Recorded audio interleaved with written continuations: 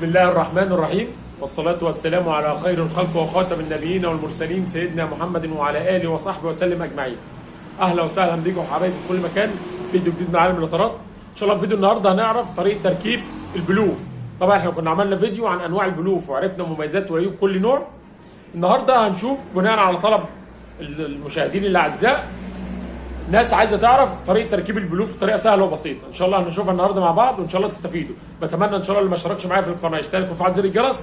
ان شاء الله تدعموني بلايك وتعملوا شير للفيديوهات.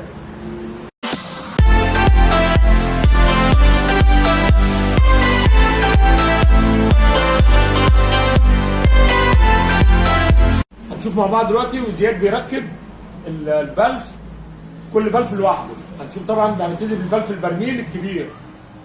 هنشوف زياد دلوقتي هو بيركبه مع بعض واحد واحد ان شاء الله. طبعا يا حبايبي البلف البرميل ليه قاعده من تحت، تمام؟ القاعده ديت هي اللي بتبات في الفتحه بتاعت الخرم بتاع البلف.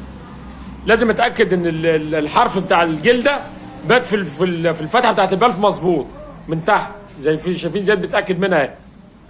نتاكد منها ونحط الورده البلاستيك، وبعدين نحط الورده الحديد ونربط بالراحه، ونتاكد ان الرباط خفيف عشان السن بتاع البلف ما يبصش زي ما احنا شايفين كده. ونبتدي احنا نشد عليه، واحنا بنشد عليه ما نشدش جامد عشان ما نقطعش الجلده اللي تحت، يعني على اخر الرباط ما تحاولش تجيب ازيد من كده.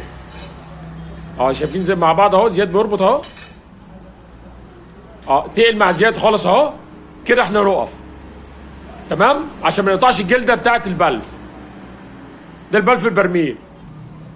بالنسبه للبلف الاتنين صاموله اللي هو ده، طبعا ليه جلدتين، جلده بره وجلده جوه، تمام؟ واحنا بنركب لازم نخلي الجلده دي في فتحه البلف، والجلده دي برضو يعني نخلي الجلدتين يتقابلوا، الحرف اللي جوه ده يتقابل في الفتحه بتاعه البلف عشان تكتب معانا الهواء. هنشوف برضو زياد وهو بيركبه دلوقتي. ركب ازاي برضو تحافظ على البلف بحيث ان انت تركبه مظبوط في مكانه علشان ما تقطعش الجلده. اي حركه غلط في تركيب البلف ده تقطع الجلده على طول. طبعا انا عارف الناس كتير منكم عارفين الكلام ده، بس الناس اللي طلبت الفيديو احنا عاملينه عشان خاطرهم طبعا. زياد بيركب اهوت، بيخلي الجلدتين جوه البلف مقابلين بعض، تمام؟ بالراحه بيحط الورده الحديد وبيربط عليها الصاموله. واحنا نربط واحده واحده، ونربط صاموله صاموله. هو في اتنين صاموله، بنربط الصاموله واحده الاول والثانيه بنربطها عليها عشان الصاموله دي ما تحلش، تمام؟ واحنا بنربط نخلي بالنا قوي من الرباط عشان الجلده دي سهله ان هي تتقطع جدا، والجلده اللي جوه دي لو اتقطعت البلف باظ، بينفذ على طول. اربط يا زياد، تمام؟ يبقى احنا ما نشدش للاخر، نخلي الرباط برضو على قد تقل الصاموله معايا اقف عشان ما اقطعش الجلده. نفس اللي حصل في البرميل، بس ده بعنايه اكتر عشان ده سهل انه يتقطع غير البرميل.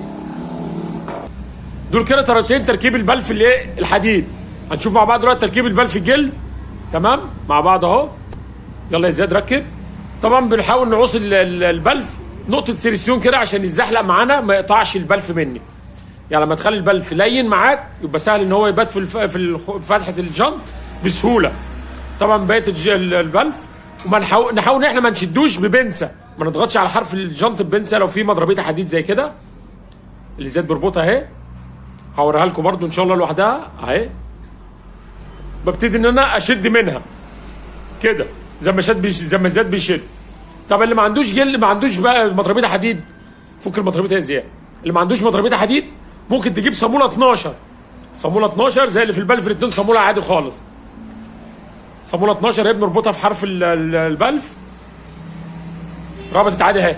ونبتدي احنا ببنسه او بمفك اسحب الصاموله نفسها، مش بضغط على البلف، لان لو ضغطت على احراف البلف ممكن اكسر النحاسه من جوه، وبالتالي بتضغط على الابره بتخلي البلف يبوظ، ينفس الابره على طول، تمام؟ يعني يا اما المضربيه الحديد يا اما الصاموله ال 12، تمام؟ دي كده طريقتين تركيب البلف. طبعا بالنسبه للبلف الجلد طريقه تركيبه في فردة التوك توك هوريها لكم برده دلوقتي. تركيب البلف الجلد في جنط التوك توك اهو. طبعا دي الحاجات اللي هنحتاجها، البلف اهو، مضربية الحديد، السريسيون والبنز. وهنشوف دلوقتي مع بعض هنركبها ازاي. نبتدي احنا نقص البلف سريسيون اهو كتير. تحط سريسيون كويس لان السريسيون هو اللي هيخلي البلف يتزحلق وما يتقطعش مني اهو. طبعا نبتدي احنا نحط البلف هنا في مكانه اهو، ونربط المضربيطه عليه.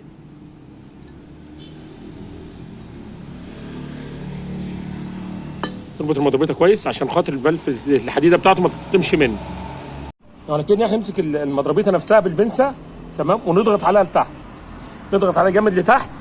هنشد البلف زي ما هو راكب كده اهو. تضغط على البنسه لحد ما البلف يبات مكانه اهو، راكب خالص اهو بقى تمام اهو.